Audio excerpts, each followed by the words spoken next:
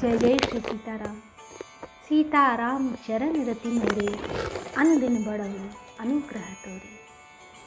जय श्री शंकर पार्वती जी की, जय विष्णु जी की, जय महालक्ष्मी की,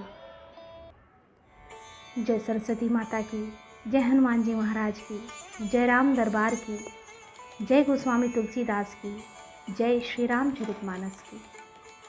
जय जय श्री सीताराम।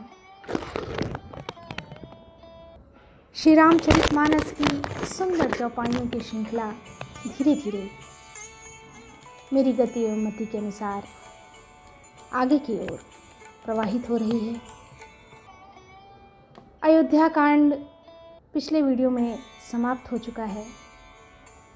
चौपाइयाँ संपूर्ण हम कर चुके हैं अर्थ और व्याख्या सहित। इस वीडियो में अरण्य कांड का प्रारंभ होगा। अरण्य का अर्थ है वन, जंगल। इसलिए सारी चौपाइयाँ वन में होने वाली घटनाओं से संबंधित होंगी। धर्म रूपी वृक्ष के मूल, विवेक रूपी समुद्र को आनंद देने वाले पूर्ण चंद्र, वैराग्य रूपी कमल के विकसित करने वाले, पल्लवित करने वाले सूर्य, पाप रूपी घोर अंधकार को निश्चय ही मिटाने वाले, दृढ़तापूर्वक मिटाने वाले, तीनों तापों को हरने वाले, मोह रूपी बादलों के समूह को छिन्न भिन्न करने की विधि क्रिया में आकाश से उत्पन्न पवन स्वरूप ब्रह्मा जी के वंशज आत्मज तथा कलंक नाशक महाराज श्री रामचंद्र जी के प्रिय श्री शंकर जी की मैं वंदना करता हूँ। सबसे प्रारंभ में अरण्य कांड में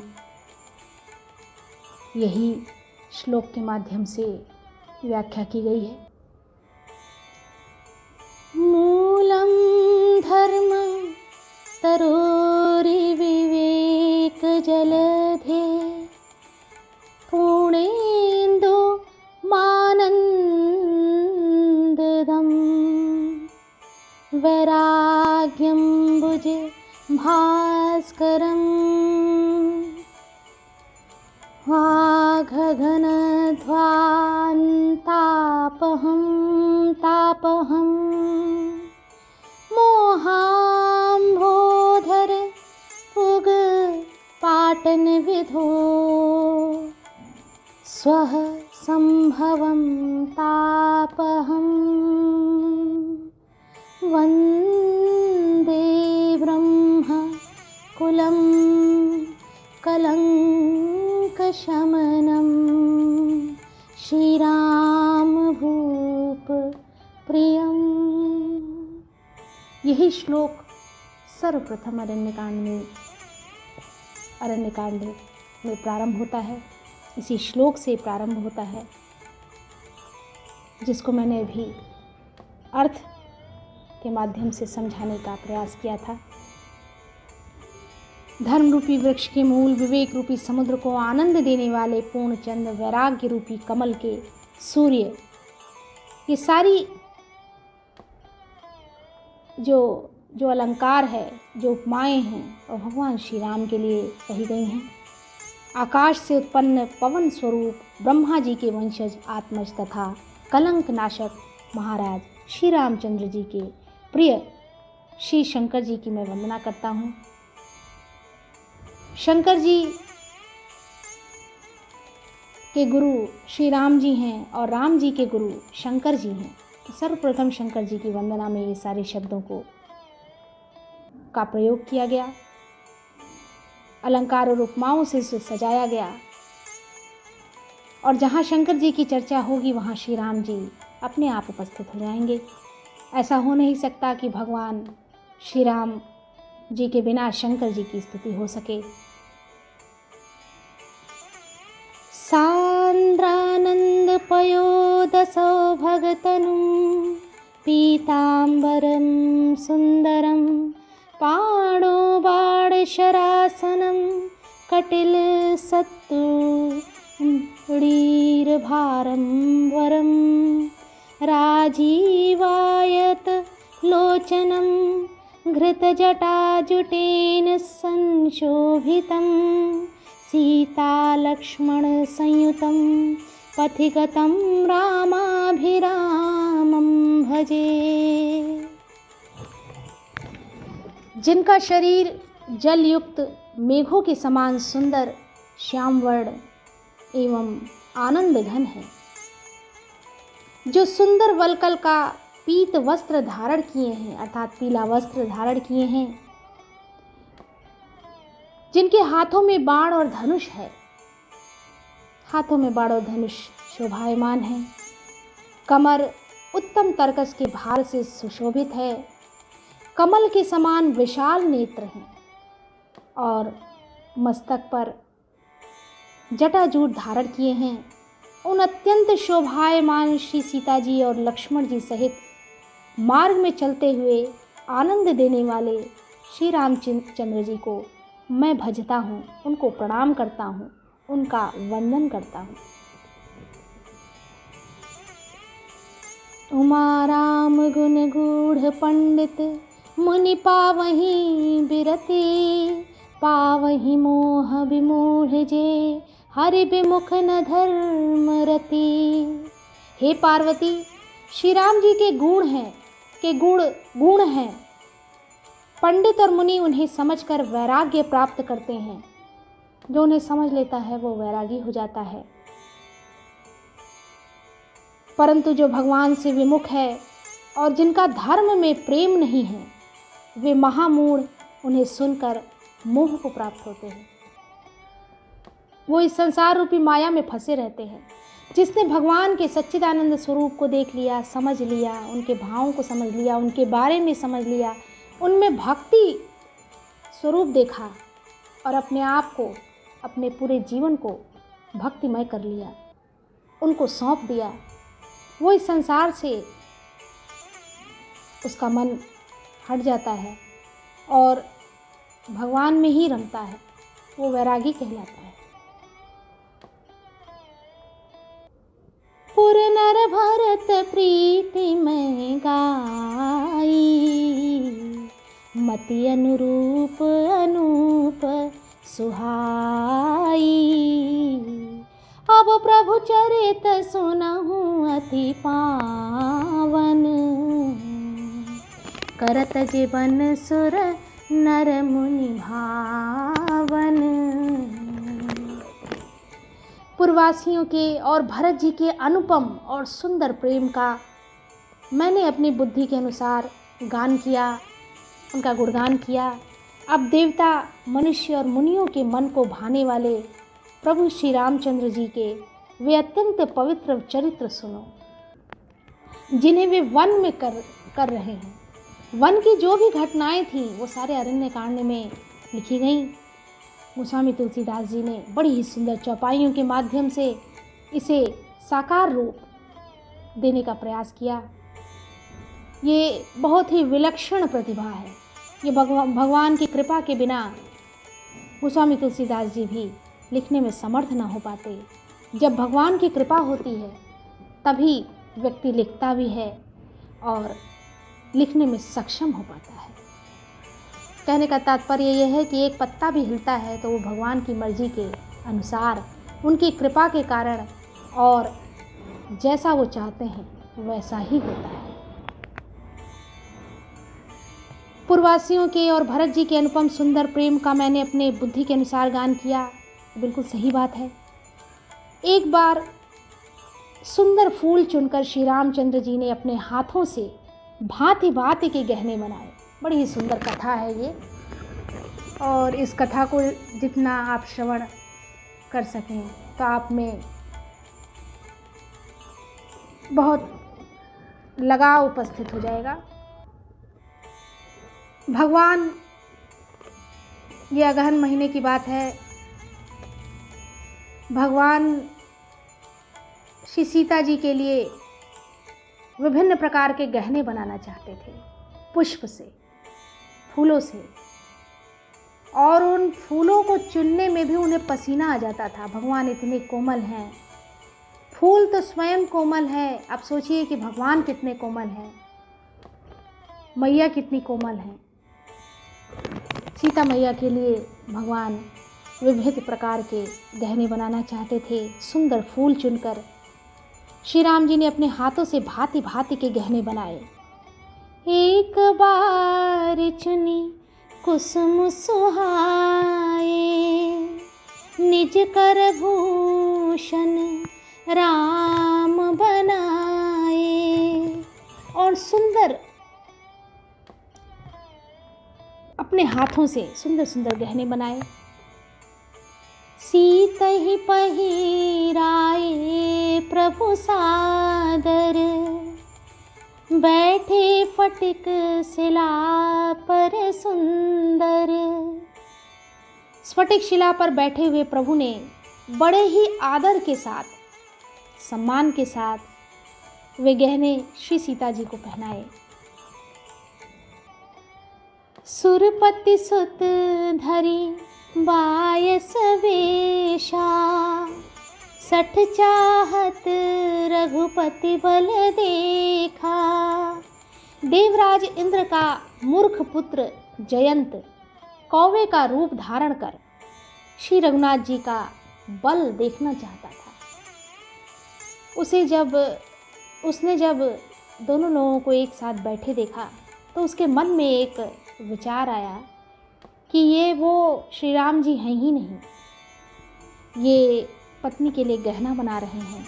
फूलों को चुनकर उससे विभिन्न प्रकार के गहनों का निर्माण कर रहे हैं और उन्हें श्री सीता जी को पहना रहे हैं।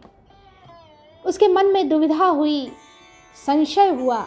संशय के जन्म के फलस्वरूप उसने अपने मन में श्री रामचंद्र जी के बल को परखने के लिए सोचा।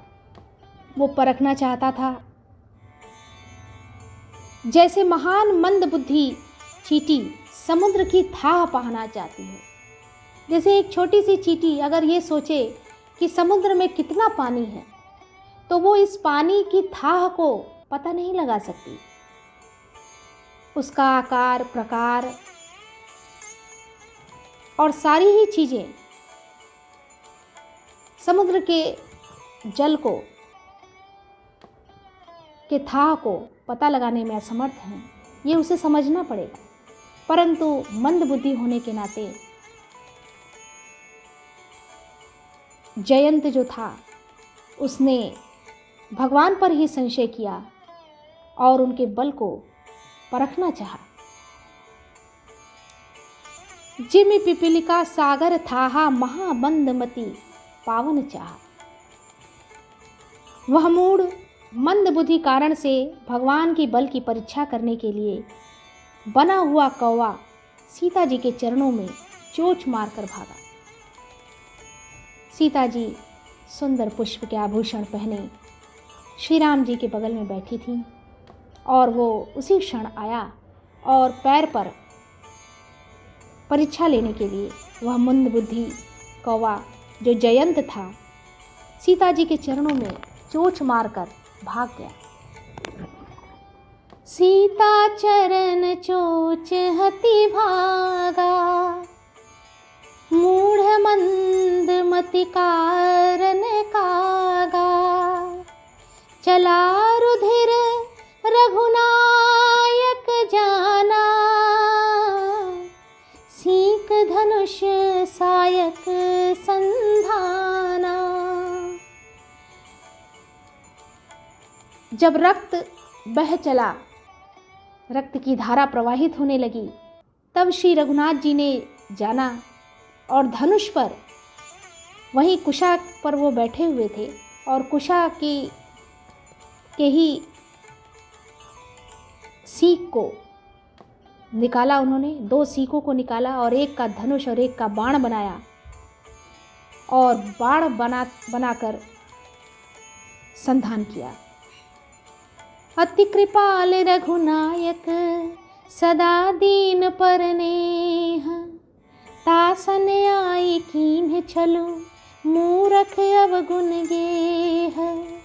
श्री रघुनाथ जी जो अत्यंत ही कृपालु हैं, कृपा निधि हैं, कृपा के सागर हैं, करुणालय हैं और जिनका दीनों पर सदा प्रेम रहता है, सदैव हितकारी हैं और अपने भक्तों पर विशेष कृपा रखने वाले हैं, ऐसे प्रभु उनसे भी इस अवगुण गुणों के घर मूर्ख जयंत ने आकर छल किया और मन में संशय और प्रभु के बल को परखना चाहा। प्रेरित मंत्र ब्रह्म सर धावा, चला भाजी बायस भय पावा। धरि निज रूप गयो पितु पाही, राम विमुख राखा तेहि नाहि। मंत्र से प्रेरित होकर वह ब्रह्म बाण दौड़ा। ब्रह्म बाण मतलब ब्रह्मास्त्र। भगवान ने उसे उसी कुशा के 2 सीकों को लिए और एक का बाण और एक का धनुष बनाया और उस बाण को मंत्रित करके उस कौवे के पीछे छोड़ दिया। कौवा भयभीत होकर भाग चला। वह अपना असली रूप धरकर पिता इंद्र के पास गया, पर श्री रामचंद्र जी का विरोधी जानकर इंद्र ने उसको नहीं रखा, भगा दिया। तब वह निराश हो गया, उसके मन में भय उत्पन्न हो गया। भा निराश उपजी मन त्रासा, जथा चक्र भय ऋषि दुर्वासा। जैसे दुर्वासा ऋषि को चक्र से भय हुआ था, वह ब्रह्मलोक, शिवलोक आदि समस्त लोकों में थका हुआ और भय शोक से व्याकुल होकर भागता रहा। ब्रह्मधाम धाम शिवपुर सब लोका, फिरा श्रमित व्याकुल भय शोका। वो जानता था कि अब उसके प्राण नहीं बचेंगे। काहू बैठन कहाँ न ओही, राखी कुश कई राम कर द्रोही। मातु मृत्यु पितु समन समाना, सुधा होई विष सुनु हरि जाना। पर रखना तो दूर रहा, किसी ने उसे बैठने तक के लिए नहीं कहा। जो राम जी का विद्रोही है, राम जी का विरोध करने वाला है, राम जी का शत्रु है, उसे भला कोई क्यों आसरा दे। श्री राम जी के द्रोही को कौन रख सकता है।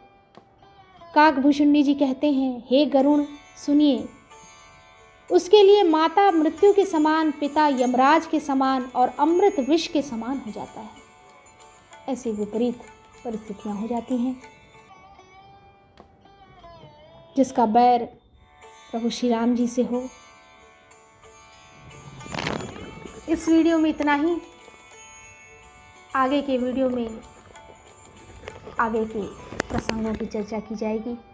अरण्य कांड बहुत ही सुंदर उपमाओं से भरा है। वैसे तो पूरा रामचरितमानस की संपूर्ण चौपाइयाँ रसमय हैं, रागमय हैं, भक्तिमय हैं, श्रेष्ठ हैं, भक्ति की पराकाष्ठाओं को बताने वाली हैं। और हम सभी इसका श्रवण लाभ ले रहे हैं।